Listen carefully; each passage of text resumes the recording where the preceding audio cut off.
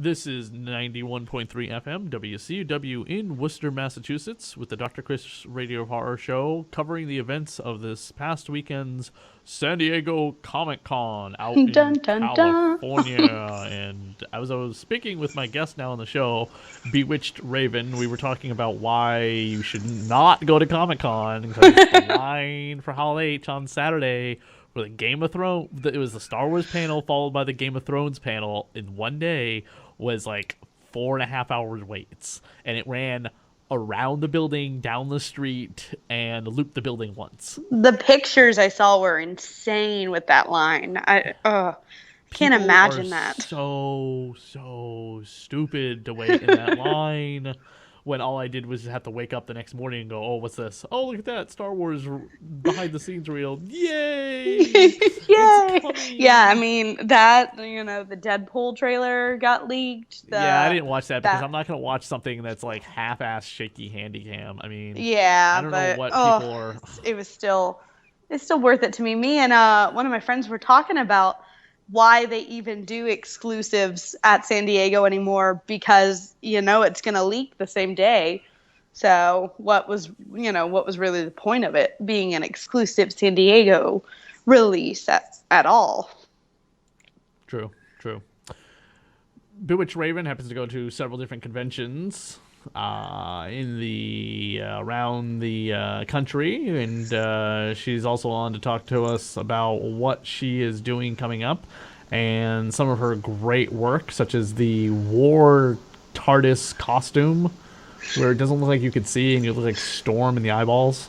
Yeah, I love it. It's my favorite costume I have, and it's actually even still evolving, so it's going to have a new phase brought out at my next convention. I'm excited about it. When women do costumes like this and they're like look like they're gonna go into battle and kick some ass and something like that, what's to stop somebody from just like stabbing you in the chest, which is not protected by any type of body armor? In real life, I mean, I would hope morality. No. We're talking about like if you actually had to go into battle. Let's say like Outlander happened, okay, and you or Army of Darkness, and you got sucked through this portal and you landed in the middle of ye old England, and they're like, "Look, she can do battle." I think if I were sucked into that world, I would make my costume mimic probably what is designed for men. A lot of the ladies' armor costumes are not as really battle ready, because you're right. There are like huge armor pieces get cropped at the waist, and there's huge holes where you can see cleavage. And I'm like, yeah, if I had a sword, I'd just stick it right in there. What's the name You're of that? dead. What's the name of that supermodel who's been on the cover of Sports Illustrated, who's doing those like war game commercials? Oh, yeah, no, I know what you're talking about. I don't know her name, that game, and she's like, who are you going to fight for? And I'm like, what are you wearing? Yeah. It's Kate Upton. Yeah. Kate Upton does these commercials for this like a cell phone game, tablet game, where she's riding into battle with her flowing, glowing locks and like this just giant like bustier thing on, not protecting her triple D breasts. And it's like, are you kidding me? Someone could throw a spear and just easily just Archers stick out her there into ready. the ground. I mean, this is ridiculous. Nah, yeah. Unfortunately, those designs are not actual battle functionality, but they are pretty and they're fun to wear.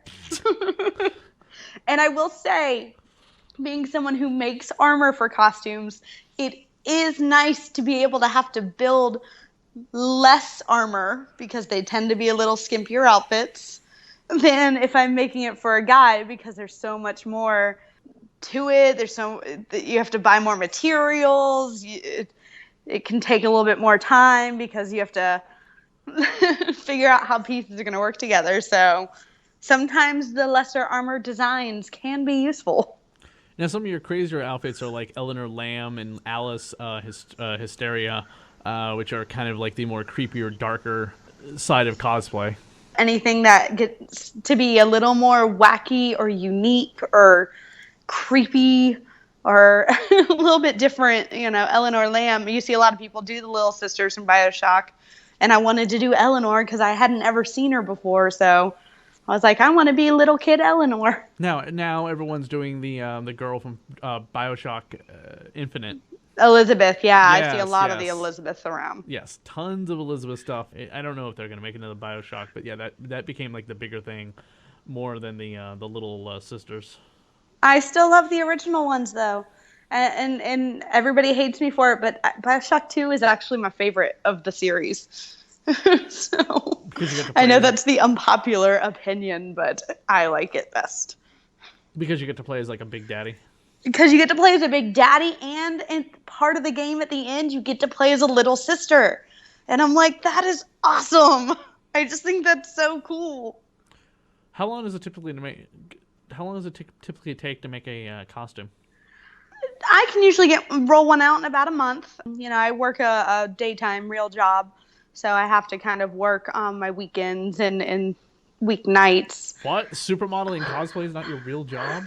What? You're not Yaya You mean Han? making I mean- costumes for fun isn't a career? I mean, I thought every cosplay chick is like Yaya Han. It's just like, money Nope. just prints itself. I work a day job. I actually work in human resources, so Monday through Friday, 8 a.m. to 5 p.m., my time is spoken for. But after 5 p.m., it is cosplay time. So by day, you're human resources. By night, you're a cosplay girl. Yes. It is like my secret identity. And it's funny because I wear glasses too, but I won't wear them with a lot of my cosplays. So, I mean, for all intents and purposes, I am Superman. Now, do you ever run into anybody at work while you're wearing something like as either ridiculous as the Ralphie costume or as incredibly revealing as the TARDIS or something else? Where I work, no, not a lot in healthcare. So a lot of the people I work with aren't geeks like me, but I am surrounded by geeks all the time, and I do run into them anytime I'm in costumes and out and about. But I don't really have shame about being in a costume. I will run around anywhere, anytime in a costume and just be like, most people really enjoy it. I have walked into work as Sven from Frozen last year before Dragon Con, just because it was the first time. They all knew what I did, but they'd never seen it in person. So I did go and show them that costume, and everybody was kind of like, whoa. We don't speak of Frozen on this show. I know. Well, I did choose. Everybody wanted to be the princesses, and I was like, I want to be the reindeer. What's the best thing that you've taken out of the Comic-Con this weekend with all their announcements? We were talking about it before the show started. I loved the Deadpool leak. I love that trailer.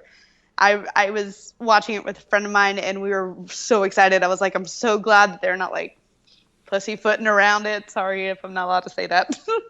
But they're just jumping in, diving into the Deadpool world, and that was incredible. I was like, thank you for not trying to make this PG. So I'm excited for Deadpool. One of the things I just learned today, speaking of Deadpool, is there's a Deadpool Spider-Man miniseries coming out. I didn't know that. Yep. Spider-Man and Deadpool are teaming up to do stuff. I don't know what they're going to do, but I guess they're going to have some type of quick joke team-up type stuff. That would be amazing. I feel like I've been so out of the loop. I've been getting ready for Dragon Con, and so I've had like blinders on to everything except costumes. And another thing that I was really excited about is they announced that Tim Seeley, creator of Hack Slash and writer on Grayson right now, he is launching a Blade comic book series in October, in time for Halloween, of course, introducing Blade's daughter, Fallon Gray. So Blade That's has a going to be 16-year-old incredible. daughter, and basically he had this great line saying it's going to be like Buffy the Vampire Slayer, but more frightening. Which, if you don't know anything about Hack Slash, is about this goth girl named Cassie and her monster friend Vlad as they go around the country hunting down slasher serial killers. She's even run into Victor Crowley from the Hatchet movies and Chucky from Child's Play. Yes. And she's basically a kind of suicide girl looking character, goth chick who kills serial killers. And again, he says, it feels like those 12 years of writing teenage girls fighting monsters is finally being recognized. It's like Marvel is saying, congratulations on your double PhD in adolescent female angst and monster stabbery. Have a job with us. That sounds amazing. I mean, he has written like a ton of these like female angsty like goth girl comics, and people love them and they eat them up. You know, he's gotten like, you know, a small kind of unknown fan base with this character who's been around since like 2002, I think it was introduced, and it made her go through all sorts of weird stuff, whatever, like meeting like the Reanimator and her mother coming back to life, because her mother was the first killer she ever had to put down was her own mother, who had killed a bunch of her classmates, poisoning the school's cafeteria food. So just, you know, a regular every day for any old girl. Yeah, apparently. Oh, and she even teamed up with Ash from The Evil Dead. Oh, see, that kind of stuff is amazing. It's not only just a thrilling story to read, though. It gives, like, I love how women are kind of stepping out of that damsel in distress and in the horror genre and really kind of sinking their teeth into this more battle ready, I'm here to kick ass role. Yeah, I hate damsels in distress. That's why I hate Disney princesses. My heart hurts. I will say I love my Disney princesses, but I love my horror movies too. Useless. I mean, other than Mulan, they're pretty much useless. Yes, no, but they are very pretty. Bah, that doesn't mean anything. I mean, they actually have like access to real women who can defend themselves, like Black Widow and Elektra and Jean Grey, or Princess Leia. You know, I feel like we're gonna. I have hope with, you know, them taking over Marvel and Star Wars. I feel like Disney is going to find their footing with how to really start giving women a voice. So well, they tried it with Meredith and Brave, and that was a more or less hit or miss. They'll get there. It takes time. Anything else from San Diego Comic-Con that you were really excited about? What was the other? Now I'm just trying to think of the other trailer I saw that was just really great. Oh, so the Batman versus Superman trailer dropped, and I don't know. I thought it was really clear about what it was going to be. And then I kind of felt like the trailer for that kind of gave us the seesaw. So it was interesting. I will say it did its job. I'm going to go see the movie. But if it seems like Batman is dead set on destroying Superman. Yeah. I mean, yeah. And Wonder Woman is caught in the middle. And I don't know if you saw the little Archer like video that they put out on YouTube, and it was Archer basically being like, what do you mean Batman versus Superman? Ring, ring, Batman. Or I'm Superman. I'm invulnerable and I can fly. Batman, you're dead. Yeah, I mean, the last scene in the trailer is Superman ripping open the Batmobile. Yeah, like, so it piqued my curiosity, but... Oh, you know, by the end of the movie, they're going to be like best of friends. Batman's going to be completely wrong about Superman, even though he doesn't trust his powers. He trusts the man and stuff like that. And by the time Justice League rolls around, Batman's going to have this like crying moment of like supposedly losing Superman. I mean, it's going to be a bromance for the ages. Yes, yeah. Just but those Deadpool and that were my big takeaways from San Diego this year. I was a little underwhelmed with San Diego this year. Well, Marvel didn't have much of a presence there at all. Yeah. And that was the big thing that would have drawn it in, but Marvel had nothing to do with that. I mean, they already because they don't need to. No. And they know it. Yeah. I mean, the only thing they'd have to really debut is like footage for Captain America: Civil War. Right. So, now what's the next conventions that you have coming up that you're going to? My big every year convention coming up is Labor Day weekend, Dragon Con in Atlanta, Georgia. It was my first convention.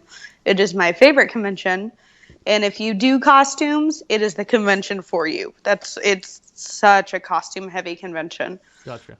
And then I'll actually be spending my Halloween this year in LA at Kamikaze. Oh, cool. I'm very excited about that one. Those are right now my two that I've got left in the books for 2015. For Halloween, I will be hopefully, as long as everything works out, I'll be in Transylvania. Ooh, that is incredible. Take me with you. Meet me in New I York for Halloween. We'll go out there together. I am excited to be able to be like at a convention on Halloween though, because me and my cosplay counterpart, Shattered Stitch Cosplay, we're working on some horror based. We were saying that I was actually going to cosplay Chucky and do some horror based stuff for Halloween out there because it's not only a con but it's also LA, and so we're kind of excited. There is another announcement at San Diego Comic-Con that I was really excited about. They announced and they showed the trailer for Ash versus the Evil Dead, and the new show starring Bruce Campbell returning to the role of Ash from the Evil Dead and Army of Darkness movie. The first episode, which is directed by Sam Raimi, will debut on Halloween night on Stars.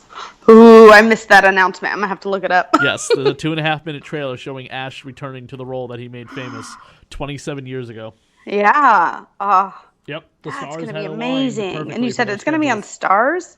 It's gonna be on Stars. Yep, it's gonna because that way they can get away with the gratuitous amounts of like violence and swearing. Yeah, that the Evil Dead that movies means are it'll be famous for. good. Yeah, and they showed like updated versions of like the Evil Dead, the Deadite makeup when someone's possessed looked really good. You know, definitely looks like they're using a lot of real practical effects with the rubber face makeup and stuff like that for the people's faces being distorted. A lot of really good stuff. It ends with a great line where he's jabbing the ground with the crosses that he puts in there after he's buried somebody, and the woman next to him is like, "Did you know they were Jewish?" Well, God, I wish you had told me that before I made the stupid crosses. Oh, I'm definitely looking up that. Yes, definitely. Where can people go to find out to look at your great work and purchase anything from you? I am on Facebook as Bewitched Ravens Cosplay. I'm also on Twitter and Instagram and Pinterest and Tumblr as Bewitched Raven. And then I do have an online store. It is www.bewitchedraven.storenv.com. I not only sell prints of some of my costumes, but I also make cosplay hats. And I do take custom orders for those. But right now I've just got some fun ones out there like Ninja Turtles, a couple Pokemon, things like that. Just when you want to be in cosplay, but not in cosplay. Gotcha. Yeah. I appreciate you taking some time out to come on the show with us, talk about the San Diego Comic-Con weekend, as well as your own cosplay and what you got going on. I appreciate you having me. Thank you very much. Have a good time on Halloween at Kamikaze in You too October. in Transylvania. It's a trip I've always wanted to take. I'm jealous.